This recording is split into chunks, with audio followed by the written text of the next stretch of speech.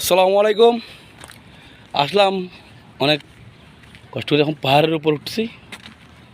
কী আর বলবো ভাই, পাহাড়ের উপর উঠতে যে যে একটা বিরক্ত হয়েছি, যে পায়েগুলো ব্যথা ব্যথা গেছে, আর হাঁটতে চলা হচ্ছে না। কিছু করার নেই। দেখেন এখানে গাছের নিচে বসার মতো কোনো পরিস্থিতি নেই, চারিদিকে রোদ আর রোদ। এখানে বসবো যে গাছের নিচে যে যে একটু ছামা পাবো, এমন কোনো পরিস্থিতি নেই। আর আমরা আসলে যে উদ্দেশ্যে ভিডিওটা বানানো, এখানে হচ্ছে চা বাগান।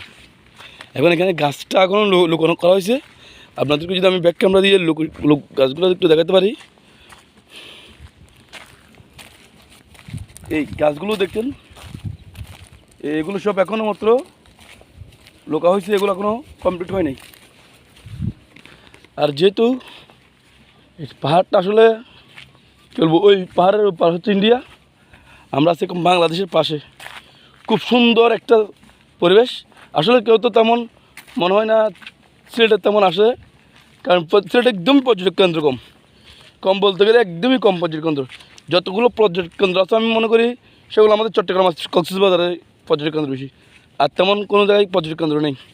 এই দেখুন কতটুক এরিয়া, অনেক বিশাল এরিয়া, কিন্তু টাকা বা বসার মতো রোদের জন্য যে বসবো ওইরকম কোনো প্লেস নেই।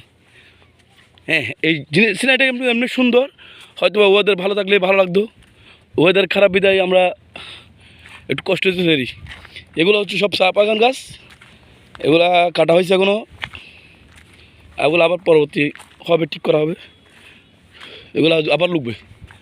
আমরা মেইন রুট হিসেবে অনেক দূরে, মেইন রুট যেটা দেখা যাচ্ছে। পরবর্তী ভিডিও আপনাদেরকে একটু ভালো সুন্দর ভিডিও দিব,